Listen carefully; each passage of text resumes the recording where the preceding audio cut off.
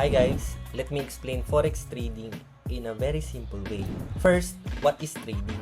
Trading is simply the act of buying and selling assets like stocks, bonds, or currencies with the goal of making profit. Now, ano naman si forex? Forex means foreign exchange or palitan ng pera. For example, pumunta ka sa money changer. Today, ang palitan is 58 pesos per $1.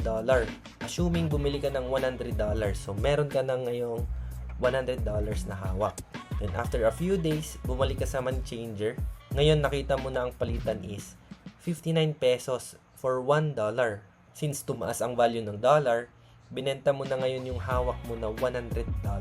Question, nag-profit ka ba?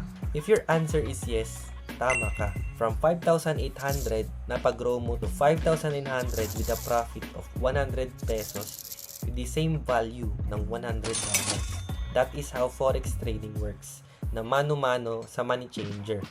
But ngayon, because of technology, we can trade anytime, anywhere.